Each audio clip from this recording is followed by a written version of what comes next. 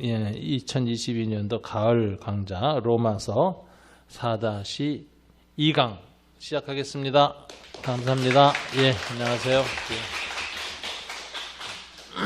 아까 1강에서 5장까지 다 공부를 끝냈습니다.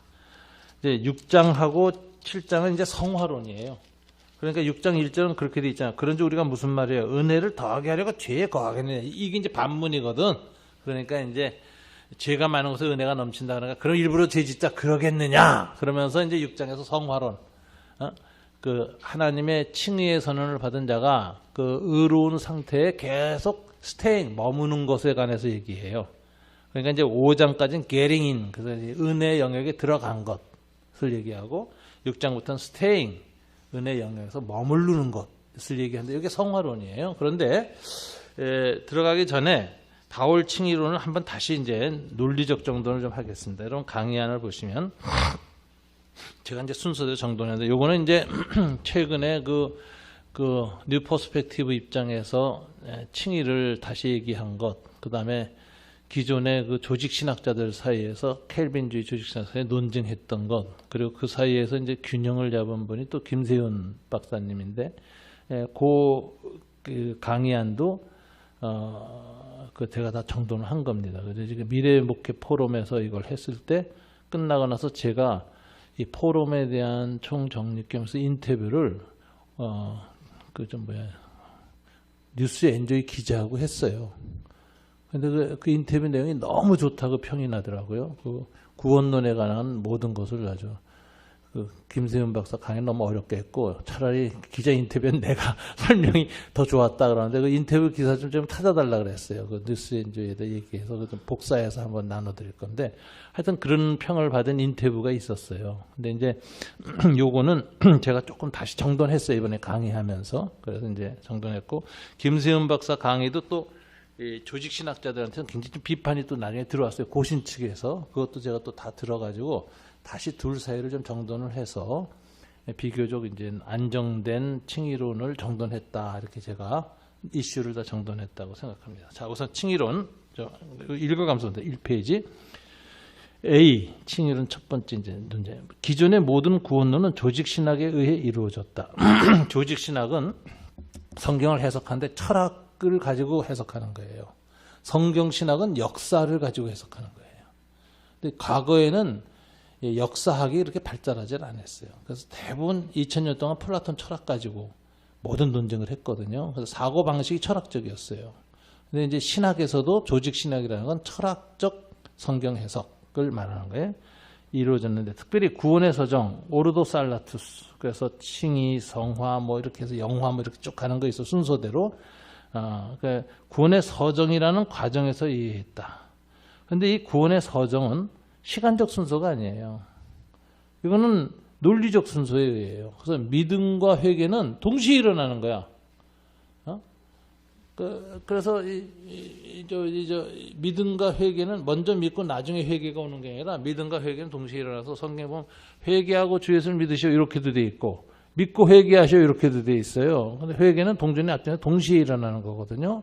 근데 이제 그런 것들을 이제 논리적으로는 정돈해요. 그럼 회개는 언제 있냐? 일단 믿어줘야 회개를 하지. 그러니까 믿음이 먼저고 그 다음에 회개가 오고 이런 식으로 얘기를 해요. 이게 그러니까 논리적 순서라는 거, 시간적 순서가 아니라 칭의, 성화, 영화로 그 단계가 구분되었다. 논리적 순서. 그래서 칭의를 받으면 이미 구원은 확보된 것이고 그 후에 논리적 순서에 의하면 성화의 수준에 따라 영화가 이루어지는 것을 인식했으며 성화와 영화는 사람마다 차이는 있으나 자동으로 이루어지는 하나님의 예정으로 인식했어요. 그래서 영화는 뭐냐? 완전 성화가 영화야. 근데 육체를 갖고 있는 동안에는 완전 성화가 안 돼요. 왜? 로마서 8장에 보면 죄가 우리의 몸 안에 있다 그랬거든. 우리 몸 안에 죄가 남아 있어요. 그래서 우리 몸이 거룩한 몸으로 예수님 재림할 때 부활체로 변화되기 전에는 여전히 우리 몸에서 지체 속에서 죄가 사망의 왕노릇을 하기 때문에 완전 성화가 안 이루어집니다. 이 육체가 변화하거나 육체가 죽어야 완전 성화가 이루어져요. 그래서 이제 완전 성화를 영화라 그러거든요. 근데 이건 다 논리적 순서다라는 것이에요. 그 결과 조직 신학적 구원론은 구원파의 자동 구원론과 거의 동일한 내용을 갖게 되었다. 왜냐하면 순서로, 시간적 순서로 이해하다 보니까 먼저 칭의를 받으면 나중에 성화와 영화는 자동적으로 된다라고 하는 이런 논리를 갖게 됐다는 거예요. 그 결과 개신교인들, 특히 구원의 확신을 취득한 신자들은 거룩한 삶에 대한 종말론적 긴장을 잃어버릴 수가 있어요. 이미 받아놓은 당상이다. 이미 구원은 확정됐으니까 내가 좀 죄를 지어도 아무 문제가 없고 나는 구원의 확신이 있고 예수 그리스도를 통해서 내 죄가 다 영원히 단번에 사라졌다는 걸 믿기 때문에 뭐 앞으로 또 죄를 지어도 다 용서받았다 라고 하는 생각을 갖게 되니까 긴장을 상실해요. 종말론적 긴장을 상실하고 나태한 신앙생활을 하는 결과를 낳았는데 요게 가장 극단적인 경우가 구원파예요. 구원파. 근데 이 구원파는 옛날부터 있었어요. 그래서 이제 예수님 당시에도 하나님의 은혜를 받은 사람들은 육체로 아무리 죄를 범해도 구원받는다. 그러니까 음욕이라든가 음란이나 이런 걸 그냥 다 허용이 돼요. 그래서 이단 종파가 나와요. 그래서 이단 종파 지도자들이 다 그 음란하고 막 이렇게 되는 이유가 그거 문제가 아닌 거예요. 이게 이제 자동 구원론인데 이게 이단의 특징이죠. 이것은 칭의와 성화를 구분하고 신앙의 단계적 순서를 시간적 순서로 이해하는 오류를 낳았다. 이게 이제 기존 구원론의 문제점이 뭐냐? 논리적 순서인데 시간적 순서로 알아서 칭의와 성화를 구분했다. 먼저 칭의가 이루어지고 나중에 성화가 온다. 이런 식으로 생각했다는 거예요. 그래서 이게 이제 A, B. 최근의 모든 신학은 종말론에 근거한 성서신학에 의해서 제정이 된다. 이 성서신학은 역사 문헌을 보는 방식으로 성경 문헌을 해석하는 겁니다. 그러니까 철학이 아니라 역사학이 해석학으로 들어왔어요. 예수와 바울이 전한 복음은 하나님의 나라가 바실레이아인데 이것은 통치라는 의미가 더 강해요. 네, 국토나 국민보다. 그러니까 주권이에요. 주권, 통치권. 그래서 킹십이라고 그래요. 킹십. 그래서 하나님 나라의 통치권이 이미 우리 가운데 임하였고 임하고 있으며 미래에 완전히 임할 것이라는 종말론적 시간 구조를 갖고 있다. 그래서 이제 예수님이 그러잖아요. 내가 성령을 힘입어 귀신을 쫓아내는 것이면 하나님 나라가 너희 가운데 이미 임하였느니라. 하나님의 통치가 임하는 증거가 귀신 쫓음이야. 귀신을 쫓아내는 건 하나님의 나라가 마귀의 나라를 정복함으로써 마귀가 도망간 사건이거든요. 그래서 그걸 비유로도 집안에 물건이 있는데 귀신을 내쫓아낸다는 것은 그 물건을 다 내쫓는 것과 같은 것이다. 뭐 이런 식으로 이제 통치권으로 예수님이 설명했는데 통치권은 이미 임하였고 예수 그리스도 안에서 임하였어요. 오늘날 성령 안에서 임하였어요. 그리고 계속해서 임하고 있으며 미래에는 주님의 재림으로 말하면 완벽하게 사단과 죄의 세력, 사망 세력 사라지면서 완벽하게 임할 거예요. 그래서 이게 현재 이미 임하였고 현재 임하고 있으며 미래에 임한다는 과거, 현재, 미래라는 시간 구조를 다 갖고 있어. 하나님 나라라는 개념은. 그러니까 이런 식으로 이제 성경을 이해하는 거죠. 이해하고. 그래서 이제 뒤에 그림을 보시면 하나님 나라의 영원성은 꼭지점에 하나예요. 이건 영원해요. 근데 이것이 인간의 시간으로 들어오면 영원은 뭐죠? 영원을 인식하는 방법은 인간은 과거와 현재와 미래로 인식해요. 이거는 그럴 수밖에 없어요. 영원히 시간 속에서 인식해야 되니까 우리는 시간 속에 있는 존재거든. 그러니까 영원이라는 한 점을 인식하는 방법은 과거, 현재, 미래에 다 동시에 일어나고 있는 것이 영원이야. 우리는 이렇게 시간 구조 속에서. 그런데 하나님의 영원하신 의가 과거에 이미 실현됐고 현재 실현되고 있고 미래에 실현될 것이다. 그래서 거기에 관한 성경 기절들이 다 있어요. 마태복음 8장 2절, 누가복음 18장 42절 이런 것은 현재 이루어졌다고 얘기하고 현재 실행되고 있다. 이게 누가복음 16장 16절, 빌립보서 2장 12절 같은 거. 미래에 이루어질 의의는 마태복음 18장 3절, 로마서 10장 13절 등에 있습니다. 그래서 그 뒤에 제가 성경 기절을 좀 써놓은 것이 있는데 성경 기절 모아놓은 게 있죠. 뒤에 거기서 이제 마태복음 3장 2절이 있죠. 뒤에 맨 뒤에 한번 읽어보세요. 시작. 회개하라 천국이 가까이 왔느니라 하였으니, 여기 가까이 왔다는 건 킹덤 해즈 캄이에요. 이미 왔다. 천국이 도래했기 때문에 회개하라. 그럼 천국이라는 것은 통치라 그랬죠. 하나님의 통치가 들어와서 죄와 사망의 권세를 깨트리니, 그 하나님의 통치가 임했을 땐 전향을 해야 돼. 전에 죄와 사망의 권세 아래 살던 사람이 새로운 하나의 의와 생명의 통치를 받아들이려면은 소속을 바꾸고 전향을 해야 돼요. 그죠? 그게 회개예요. 방향 바꿈. 그러니까 죄와 사망의 삶의 지향성에서 의와 생명 예수 그리스도에서 방향을 바꾸는 걸 회개라 그래. 근데 회개를 요청하는 이유가 하나님 나라가, 하나님의 통치가 지금 현재 속에 들어왔기 때문에 그 통치를 받아들이는 게 회개야. 이젠 죄와 사망의 백성이 아니라 의와 생명 예수 그리스도의 백성이 되는 것으로 주님의 통치를 마음에 받아들이는 게 회개야. 그래서 성령의 다스림을 받아, 예수의 다스림을 받아서 삶의 방향을 돌이키는 게 회개다. 그래서 천국이 이미 가까이 왔다. 이건 현재형으로 선포됐어요. 누가복음 18장 42절, 거기다 뒤절 뽑아놨는데 다 같이 한번 읽어볼까요? 시작. 예수께서 그에게 이르시되 보라 내 믿음이 너를 구원하였느니라. 구원이 현재 이미 이루어졌다 그러는 거죠. 그게 현재 이루어진 구원이에요. 그래서 이렇게 이미 이루어진 구원으로 과거로 설명하고, 누가복음 16장 16절 그 밑에 뭐 있나? 16장 16절 다 같이 읽어볼까요?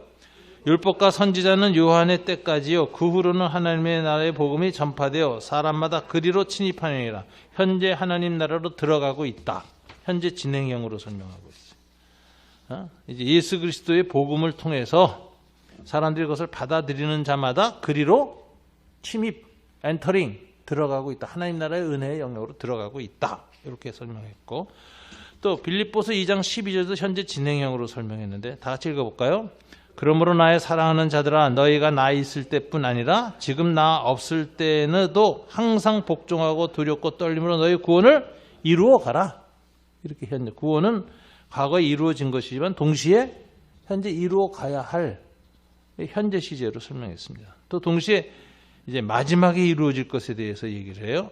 마태복음 18장 3절 종말론적인 구원 다 같이 읽어볼까요? 이르시되 진실로 너에게 이르노니 너희가 돌이켜 어린아이 같이 되지 아니하면 하나님 나라 들어갈 수 없고 뭐 하는 얘기가 있는데, 뭔가 인용이 잘못됐나? 18장 3절 미래에 뭐 하나님 나라에 들어갈 것이다 하는 그런 얘기. 로마서 10장 13절 한번 10장 13절 볼까요? 로마서 뒤에 나오죠. 뒷면에 10장 13절도 없네. 있어요?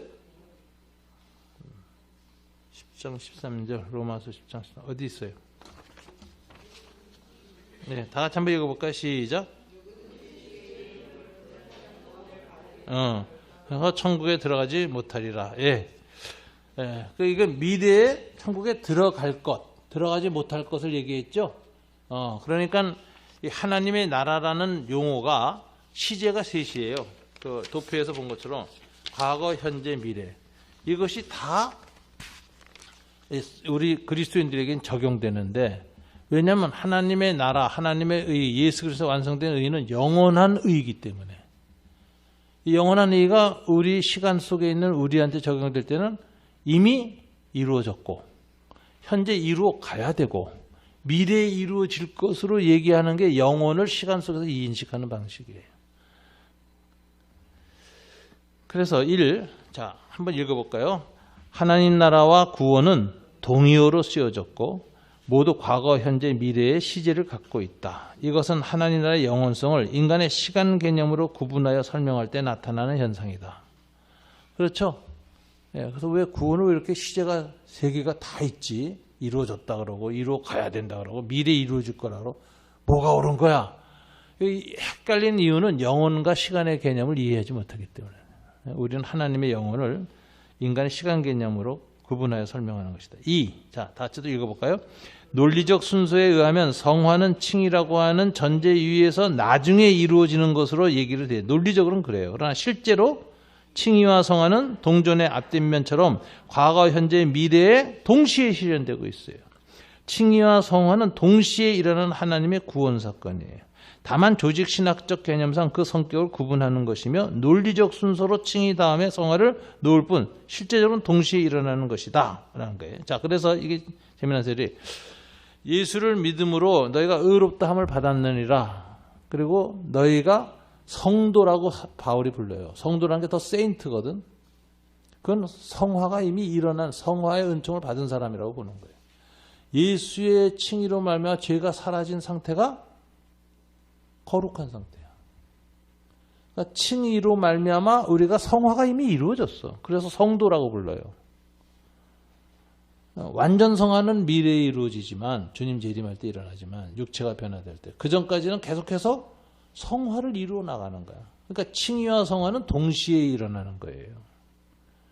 그걸 이해를 해야 됩니다. 3. 다 같이 읽어볼까요? 로마서에서 사도 바울이 과거, 현재, 미래를 세 가지 동사로 설명한다. 하나님 나라의 복음을 받아들인 getting in이라고 돼 있어요. 여기 로마서 1장 3절, 5절, 3장 24절, 24절 칭의가 선언돼야 된다. 법정적 선언인데 법정 선언이 언제 일어나요? 들어갈 때 일어나. 은혜의 영역으로 들어갈 때, 용서의 영역으로 들어갈 때, 복음에 있는 하나님 나라의 하나님의 통치를 받아들여서 받아들이는 것에 동시에 일어나는 게 회개죠. 믿음으로 받아들일 때 동시에 회개가 일어나는데 그래서 getting in, 하나님 나라의 복음에 들어감이에요. 칭의가 선언돼요. 그 다음에는 staying 혹은 in staying 이렇게 얘기해요. staying in 하는데 복음에 머무는 거예요. 로마서 5장 1절부터 2절, 9절, 10절, 6절, 13절, 14절, 고린도서 12장 2절 이렇게 성화가 이루어져서 의의 열매를 맺어가요. 이게 관계적 개념이에요. 아까 칭의도 다윗의 아브라함의 생에 계속해서 일어났다 그랬죠. 그러니까 관계적 개념이라. 그 다음에 이제 마지막에 종말론적 개념인데 하나님 나라를 유업으로 받아요. 로마서 6장 22절, 11장 17절부터 24절, 고린도전서 6장 9절, 10장 12절, 15장 2절, 9장 27절, 빌립보서 2장 10에서 13절. 영화가 이루어져서 구원의 확신과 구원의 탈락이 이 영화가 이루어지는 과정에서 종말론적으로 이제 최종적으로 일어날 터인데 그때 우리가 구원을 얻는다 할 때 이게 미래형으로 쓰여졌다. 유업을 얻는다. 그래서 리핑, 열매를 맺는다 이런 표현이에요. 믿음의 열매, 칭의의 열매, 성화의 열매가 영생이에요. 영화이라는 이게 리핑이라는 단어를 씁니다. 세 가지 동사로 설명한다라는 거예요. 그래서 요거 성경 기절들은 뒤에 제가 다 놓아놨어요. 일부러 찾지 않고 쉽게 볼 수 있도록. 그래서 요 내용하고 관련된 기절들을 전부 찾아서 읽어보시면 이 세 가지 동사 getting in, staying in, reaping이라는 것으로 하나님 나라를 설명하고 있다. 이거예요. 자, 4. 다 같이 한번 읽어봐요. 시작. 로마서 4장에서 아브라함이 믿음으로 의롭다 하심을 얻은 것은 단 한 번에 얻은 것이 아니라 그의 생애에서 약 3번에 걸쳐서 반복하여 선언된 것으로 해석함으로써 칭의의 개념은 법정적 개념이라기보다는 관계적 개념임을 보여준다. 법정적 개념은 있어요. 처음 들어갈 때 법정적 선언이 주어져요. 그러나 그 선언이 실제적으로 관계 속에서 계속 이루어져 있는 것을 의롭다고 하나님이 다시 확인하셨다. 이렇게 보는 거예요. 그래서 이 법정적 선언만 아니라 관계적 개념이 더 본질적인 것이다. 이걸 우리가 봐야 됩니다. 5. 다 같이 읽어볼까요? 칭의와 성화는 바울의 그림 언어로서 병행적인 것이다. 칭의와 성화는 예수 그리스도 안에서 동시에 과거, 현재, 미래로 이루어지며 조직신학에서는 미래의 완전 성화를 영화라고 부른다. 완전 성화는 육체 안에 있는 죄 때문에 살아있는 동안에 이루어질 수 없으며 예수 재림 시 부활의 몸을 입을 때에 완전 성화, 즉 영화가 이루어진다. 현재의 삶 속에서 하나님께 영광을 돌리는 삶을 사는 것이 의롭다 하심을 얻은 의인의 삶이며 성령에 의한 성화이며 하나님을 영화롭게 하는 것인데 그것의 완성은 예수 재림 시에 육체 부활 시에 이루어진다. 그러니까 칭의, 성화, 영화는 다 예수 그리스도를 처음 믿을 때부터 시작해서 계속 동시에 이루어져 가는 거예요. 완전한 그 칭의의 완전한 실현, 성화의 완전한 실현, 영화의 완전한 실현은 예수 재림 때에 육체가 부활할 때 일어나요. 미래에 완성되는 거예요. 그러나 현재 과거, 현재 이 모든 시간 속에서 칭의와 성화와 영화는 이미 일어나고 있는 거예요. 그러니까 너희가 하나님께 영광을 돌리라 그러잖아요. 영광을 돌린다는 게 영화예요. 하나님께 영광을 돌리는 삶. 영광 돌리는 제일 쉬운 방법이 뭐죠? 가장 쉬운 방법, 가장 좋은 방법. 찬송 부르는 거예요. 찬송. 하나님께 영광을 돌리는 거예요. 피조물이 조물주에게 드리는 가장 첫 번째가 창조주 하나님을 영화롭게 칭송하는 거죠. 그게 찬송이지, 찬송. 그래서 이 찬양이 주님을 영광스럽게 하는데 가장 좋은 방법이에요. 그래서 기도도 이 찬송, 하나님께 영광을 돌리는 기도가 많아야 돼. 우리는 뭐 달라는 기도가 많은데, 원래 유대인 기도도 보면, 기도문들 다 보면요, 하나님께 영광을 돌리는 게 10분의 9예요. 그리고 마지막에 현실에 하나님 영광을 위해서 요걸 도와주세요. 이렇게 얘기를 하지. 그러니까 우리 기도하고는 자꾸 순서나 양이 다르다니까. 우리는 샤머니즘 문화 속에서 쩔은 민족이 돼가지고 신 앞에 뭘 달라는 게 많어. 하나님 이해하실 것 같아. 너희는 원래 그런 애들이니까. 자, 6 읽습니다. 칼빈은 칭의가 비록 종교개혁의 중요증이며 핵심 교리이지만 그 자체가 신앙의 목표가 아니고 실제적 관심은 하나님 앞에 거룩한 삶이었다. 칼빈도 성화를 아주 강조했어요. 특히 기독교 강요 3권에서 그리스도와의 거룩한 연합을 근간으로 하여 구원론을 전개하면서 칭의와 성화는 결코 분리될 수 없는 단일한 은혜의 두 면이라고 주장했다. 그래서 one grace, 한 은혜, yet twofold grace, 두 면을 가진 한 은혜, 이렇게 설명했다는 거예요. 기독교 강요에서. 그러므로 칭의와 성화를 분리하는 구원론은 참된 구원론이 아니다. 이게 이제 구원파 구원론이고 1부터 2단이에요. 성화 없는 칭의나 구분해서 칭의 없는 성화의 체험은 불가능하다. 믿음은 행위 없이 존재하지 않는다. 그래서 칭의의 믿음과 성화 행위는 동시에 일어나는 거예요. 그러면서 칼바르트는 이런 얘기를 합니다. 칼빈은 칭의보다 더 강조한 게 뭐였죠? 평생 성화였어요. 칭의를 강조한 구원론은 누가 있죠? 루터가 강조됐어요. 믿음으로 구원 얻는다는 루터 강조. 근데 켈빈은 그보다 훨씬 더 성화를 강조하는 신학자였다 하는 것을 우리가 알아야 됩니다. 칼빈의 예정론은 튜립으로 표현돼요. 튜립. 그래서 이제 total depravity, 인류의 전적 타락. 이거 우리 이미 공부했죠. 로마서 1장부터 3장에 그 얘기하는 거예요. 그 다음에 무조건적인 선택, unconditional election. 하나님께서는 그 사람의 윤리나 마음의 착함을 보고 선택한 게 아니라, 그죠? 조건 없이 무조건적으로 죄인을 구원하기로 작정하시고 선택했다는 거죠. 선택했고. 제한적 속죄, 예수 그리스도의 속죄의 효력과 가치는 영원하지만 제한적으로 적용시켜. 누구한테? 믿는 자에게. 하나님의 자녀로 예정된 자들에게만 적용시켜서 그들이 믿음으로 이 속죄를 받아들여야 돼. 이게 리미티드예요. 제한 속죄라는 게 하나님이 예수 그리스도를 영접한 자들에게만 속죄를 주시는 방식으로 속죄의 효능을 제한하셨다. 이게 성령 안에서 거듭난 사람들, 이런 게 얘기되는 거예요. 성령으로 거듭나지 않으면 결코 하나님 나라를 볼 수 없느니라. 이런 거 있죠. 이게 제한 속죄다라는 거예요. 그 다음에 제한 속죄를 받은 사람들한테 불가항력적 하나님의 은혜를 베푸시는데 이건 인간이 저항할 수 없어. 그래서 결국은 하나님의 제한적 속죄를 누린 사람들에게 은혜가 계속 역사해서 거룩이 이루어지고 성화가 되고 은총의 삶을 살게 되어지고, 그 마지막은 뭐냐? 성도의 견인. 이게 하나님의 견인이라는 개념도 있어요. 하나님이 죄 지은 인간들 계속 죄를 지어도 오래 참으신다. 이런 뜻이 있지만 원문은 성도의 견인이에요. 성도가 온갖 고난과 환난 중에서 주님의 믿음을 계속 견고하게 인내하여 지키면 이것이 구원의 마지막 단계예요. 그러니까 무조건적인 선택이 있죠. 그 사람이 무조건적으로 하나님의 구원을 받기로 된 자로 선택됐다는 건 뭐로 알 수 있죠? 아니, 마지막에 죄와 환난 가운데 오래 참고 믿음을 유지한 걸 보면 알 수 있는 거예요. 이게 결과론이에요. 튜립이라는 건 굉장히 철학적인 개념, 논리적 순서고 이게 시간적 순서가 아니에요.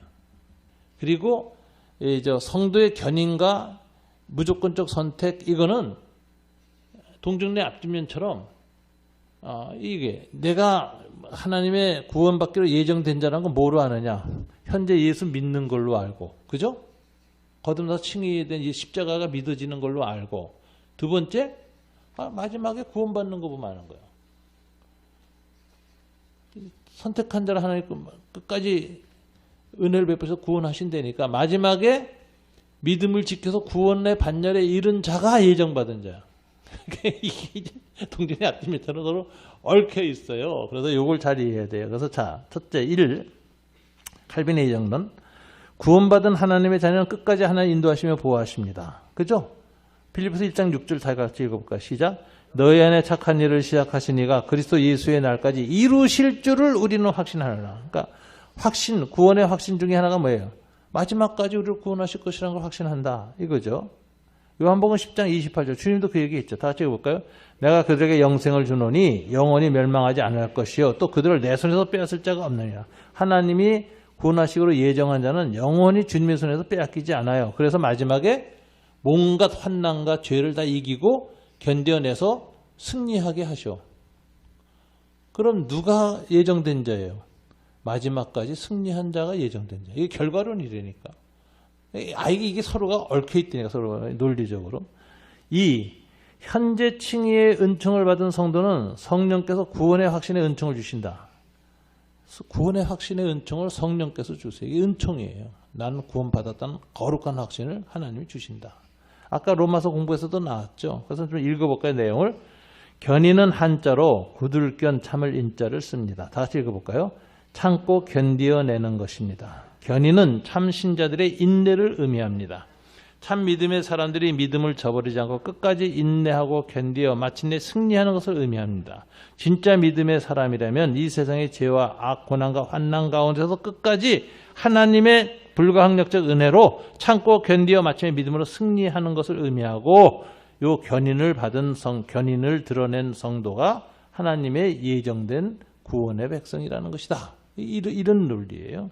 3. 다 같이 읽어볼까요? 참된 예정의 은총을 받은 성도는 마지막까지 믿음의 인내를 한 성도입니다. 견인의 은총을 받아 끝까지 견인한 참된 신자만이 참된 예정함을 받은 신자라고 칼빈은 말합니다. 그래서 끝까지 견인받은 성도는 성경에 뭐가 있죠? 구절을 안 찾아놨네. 이거 찾아달라는데. 다 같이 읽어볼까? 다운표에서 높은 마음을 품지 말고 도리어 두려워하라. 그리고 로마서에서 하나님이 원가지들 이스라엘 백성도 아끼지 아니하고 잘라버리고 이방인을 접붙여서 우리가 믿음에 이르는데 어찌 너 이방인으로서 믿는 자들도 아끼지 아니하시리라. 또 죄를 범하고 불신앙 가운데 있으면 하나님 가지 자르는 것처럼 자른다 하는 얘기를 해요. 그래서 로마서 2장 12절에서 하나님의 뜻과 말씀에 항상 복종하고 두렵고 떨림으로 너희 구원을 이루라. 힘써 완성하라고 말했는데 항상 복종하고 두렵고 떨림이라는 단어가 이제 우리한테 많은 것을, 만약에 구원의 확신을 받았는데도 최종적인 종말론적인 구원에 대해서 자만하지 말고, 이 구원의 확신을 받았으니까 구원받은 건 따른 당상이다 이런 식으로 태만하지 말고 항상 두렵고 떨림으로 복종을 개성하여서 구원을 이루라. 이런 묘한 명령이 또 주어져요. 좀 이해가 안 될 때가 참 많죠. 그래서 이게 웨스트민스터 신앙 고백이 이제 이걸 정돈을 했습니다. 그래서 제 80문 읽어볼까요? 다 같이. 참된 신자들은 자신의 은혜의 상태에 있음과 구원에 이르기까지 그 안에 견인될 것을 틀림없이 확신할 수 있습니까? 대답이 뭐죠? 예지요. 왜 그렇죠? 참된 은혜의 신자는 이렇게 돼 있으니까.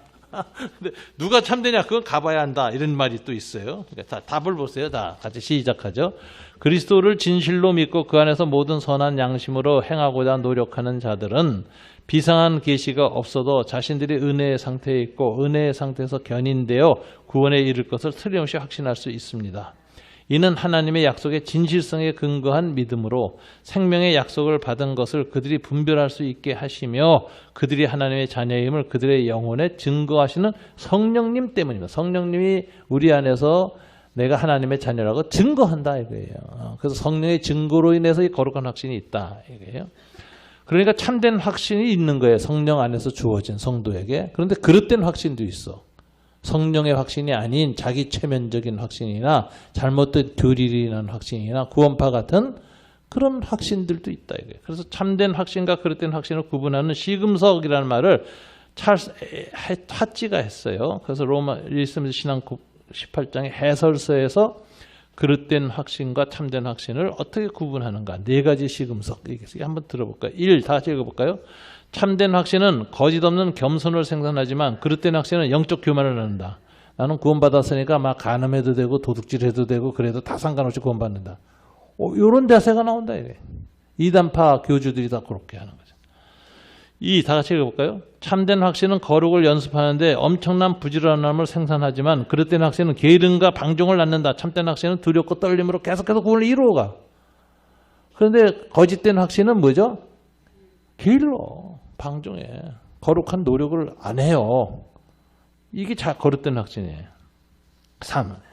참된 확신은 정직하게 자기를 점검하며 하나님의 뜻에 맞게 생활하는지 살피지만 자기 성찰을 계속해 하나님 앞에서 회개하고 돌이켜보고 하나님 뜻에 내가 제대로 사나 다 그렇게 돌이켜보지만 그릇된 확신은 외적인 모습에 만족하며 정확한 지도와 조사를 회피하게 만든다. 자꾸 그릇된 확신하면서 이제 자기의 죄나 이런 문제를 스스로 검증하는 일을 안 해.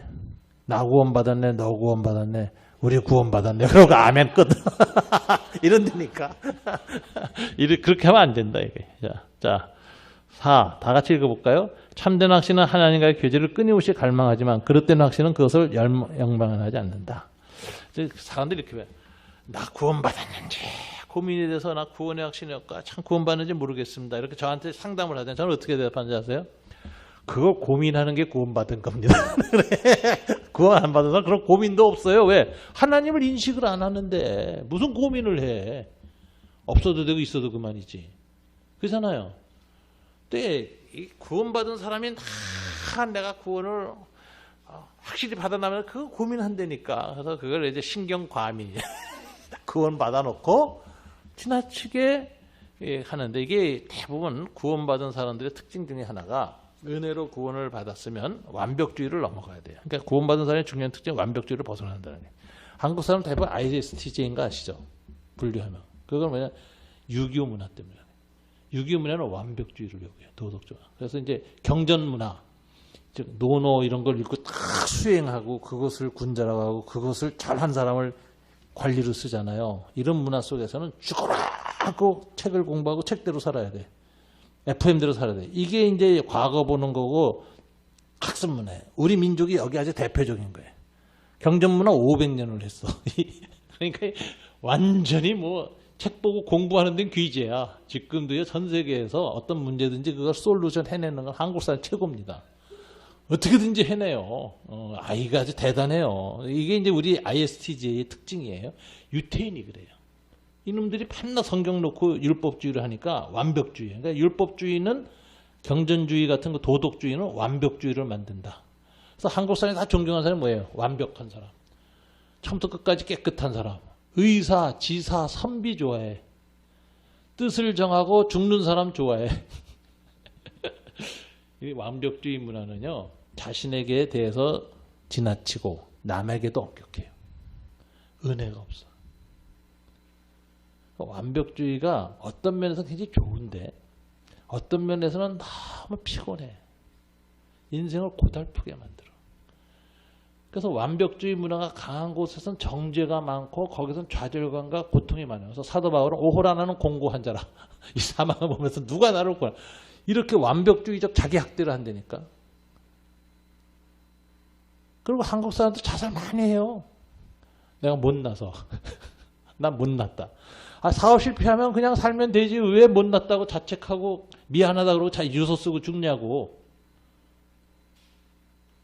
그걸 참 이 완벽주의의 문제예요. 은혜를 받고 은혜를 누리세요. 웬만큼 망해도 괜찮습니다. 아, 망했는데 그래도 행복해. 망했는데 아유 여보 사랑해.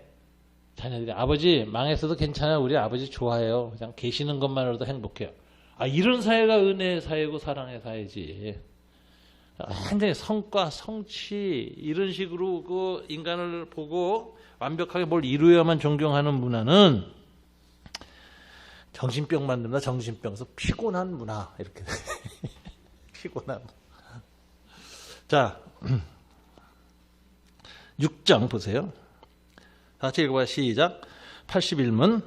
모든 참된 신자들은 자신이 지금의 은혜의 상태에 있음과 장차 구원받을 것을 항상 확신합니까? 대답은 노예요. 이게 깜짝 놀라라 진짜. 다 같이 읽어볼까요? 은혜와 구원의 확신은 신앙의 본질에 속한 것이 아니므로 이렇게 돼 있어.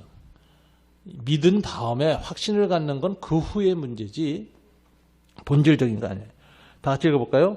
진실한 신자도 확신에 이르려면 오랜 시간이 걸릴 수 있으며 요거 저 자책감 감하고 완벽주의가 있는 사람들은 구원의 확신도 오래 걸려요.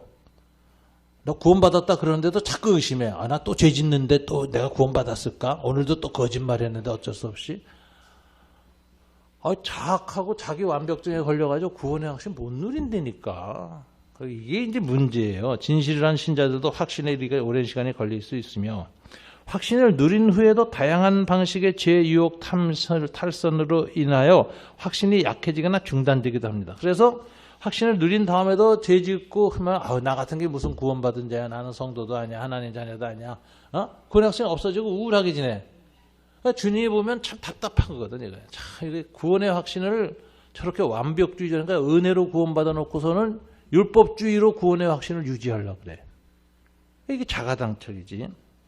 다 같이 읽어볼까요? 그러나 성령 하나님께서 그들과 항상 함께 하시고 그들을 버리지 않고 도우심으로 참된 신자들은 결코 완전한 절망에 빠지지 않습니다. 그래서 해설 읽어보세요. 이거 믿습니다. 해설집이에요. 다 같이 읽어봐 시작. 모든 그리스도인이 다 구원을 확신하지 않습니다. 어떤 사람들은 참된 믿음을 소유하고 구원을 받은 은혜의 상태에 있음에도 불구하고 그의 의식 속에 구원을 확신하지 못하고 의심할 수 있습니다. 그러면 의심한다고 구원이 취소되지 않습니다. 그래서 구원받고 놀랜다는 거예요. 내가 천국에 왔네? 웬일이지? 난 지옥 간다고 생각하고 죽었는데 천국 가 있어. 다 같이 읽어볼까요? 하나님의 구원은 객관적인 사실이지만 신자들의 확신과 의심은 주관적인 성격, 주관적인 생각 때문에 객관적인 사실이 바뀌지 않습니다. 그러므로 대요술이 문답은 구원의 확신이 신앙의 본질적 요소가 아니라고 말합니다.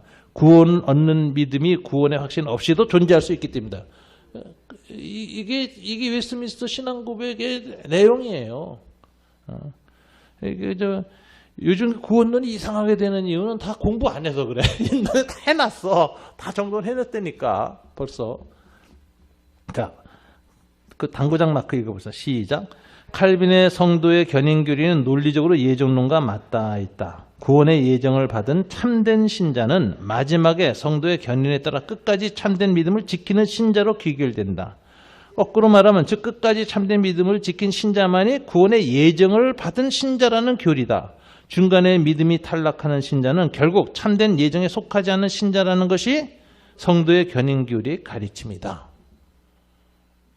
이렇게 그 튜립을 정돈하는 거예요. 튜립을. 자, 결론 읽습니다. 시작.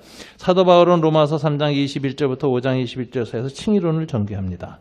칭의론은 철저하게 인재론을 전제하고 율법과 양심의 한계를 인식한 후에 깨닫게 되는 하나님의 새로운 의, 십자가의 의, 예수의 의입니다.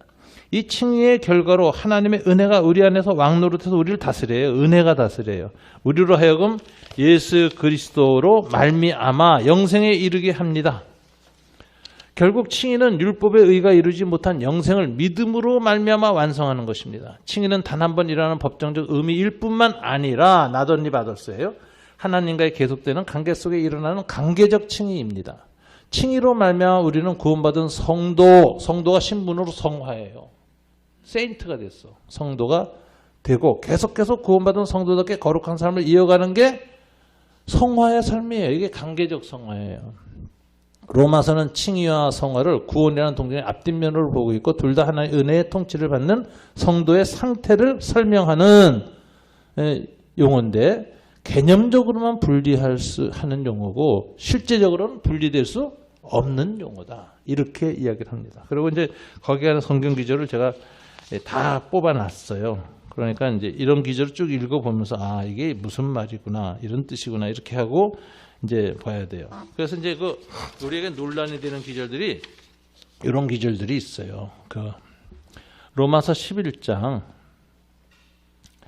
17절부터 좀 읽어놔요. 뒷면에 나왔잖아요. 24절까지 나왔는데 한번 교독해 볼까요?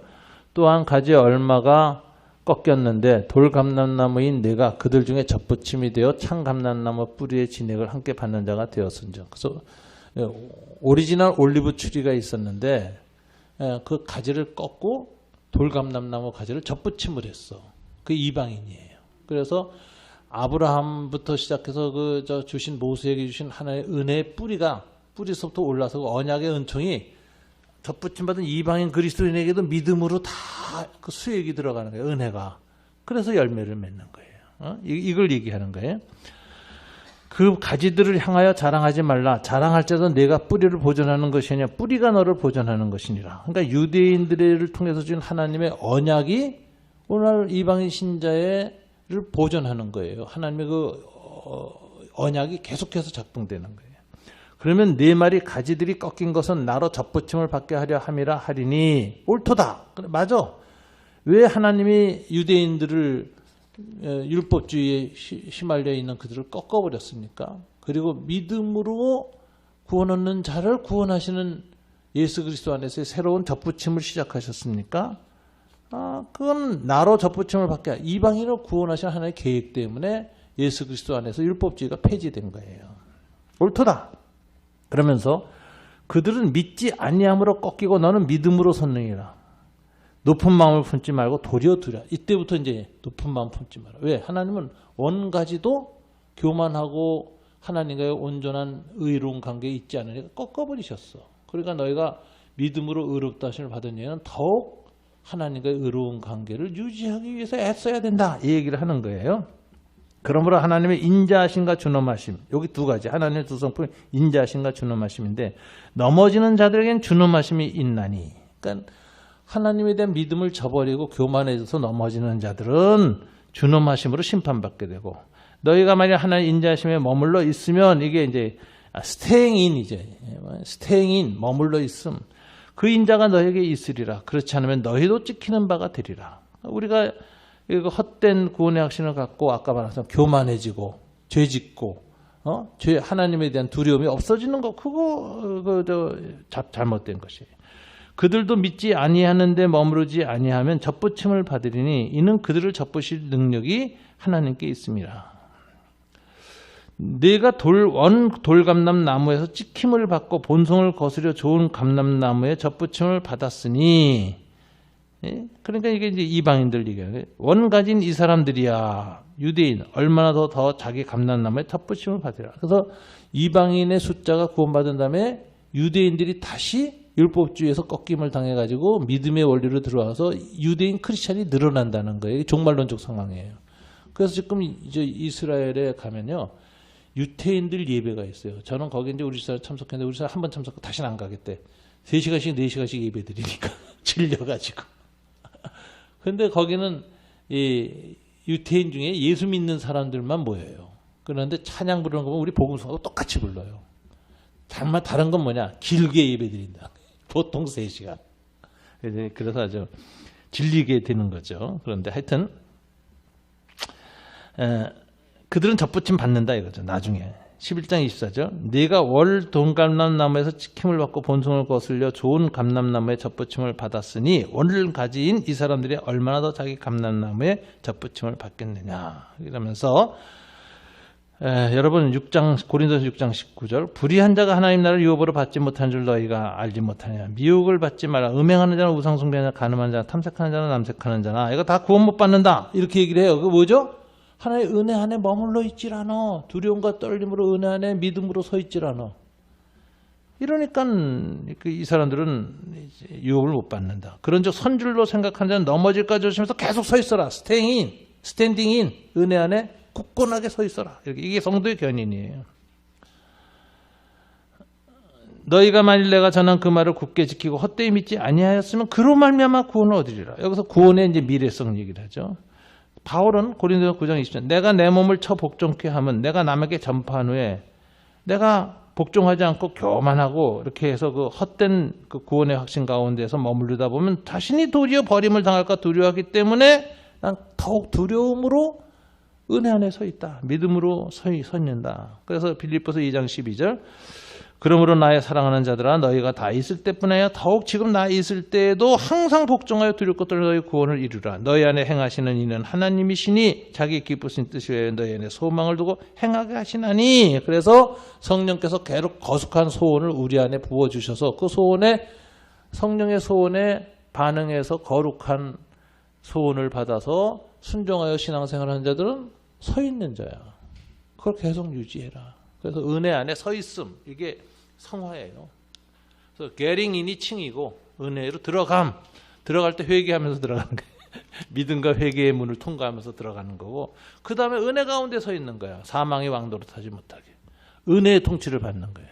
그럼 서 있게요. 사망과 죄를 다 이겨요. 죄책감도 이기고 자기 완벽주의의 이런 절망감도 다 이겨나가 은혜로. 그래가지고 믿음으로 서 있어서 하나의 의의 열매를 맺어요. 그게 리핑이에요. 열매를 맺음. 그러니까 요즘 그 김수현 박사 로마서 강의 다시 내가 보니까 단어 3가지로 정리해. getting in, standing in, reaping, 열매 맺음. 이 3가지가 성도에게 일어나는 것이다. 이렇게 얘기를 하죠. 자, 지금 뭐 대강 정돈했죠. 그죠? 그래서 이 견인교리와 예정구원론이 다 맞는 거고 앞뒤로 맞아 떨어지는 것이고 그리고 참된 성도는 늘 하나님 앞에서 두렵고 떨림으로 구원을 이루어간다. 이렇게 그게 없는 사람 영적 교만이고 허상이고 헛된 믿음이다. 헛된 구원이다. 그런 사람들이 이단에 많아요. 맨날. 그래서 그 정명훈이 뭐죠? 그 JMS 같은 거 보세요. 그저 늙어서 감옥에서 나왔는데 또 성춘에서 또 잡혀갔어 이번에. 그 사람들을 그렇게 다 믿는 이유가 뭐냐? 그 공동체는 교주가 그런 거 해도 하나도 교주가 구원 못 받을 거라고 생각 안 해요. 교주는 이미 완전히 구원받은 사람이고 무슨 짓을 해도 다 구원. 이게 고대부터 이단은 다 그랬어. 그래서 이단의 특징이 뭔지 구원과 성화를 분리한다. 성화 없이 구원이 있다고 주장한다. 그게 자동 구원론이라는 거죠. 그게 이단의 특징이에요. 그래서 우리가 잘 봐야 돼요. 교회 안에서도 구원을 아주 은총을 강조하다가 딱 잘못하면 자동 구원론을 강조할 수도 있습니다. 한국 교회에서 그런 식으로 복음이 전파된 경우가 많이 있어요. 저는 많다고 그러는데 우리 윤성진 목사님은 많지 않습니다. 목사님만 많다고 생각합니다. 그래? 나보다 믿음이 좋으네. 그래서 이제 저는 이 자동 구원론의 폐해를 여러분한테 이렇게 미리 얘기하는 거예요. 그래서 한국 교회가 복음을 전파할 때 믿음으로 구원 얻는다라는 표현을 얘기할 때 여기는 아주 복합적인 함축된 의미가 굉장히 많아요. 그걸 잘 알고 정돈해서 갈무리하면 구원의 그 헛된 구원론에 빠지지 않는다. 이런 말씀을 드리고 싶습니다. 두 번째 강의 조금 길어졌네요. 수고 많으셨습니다. 예.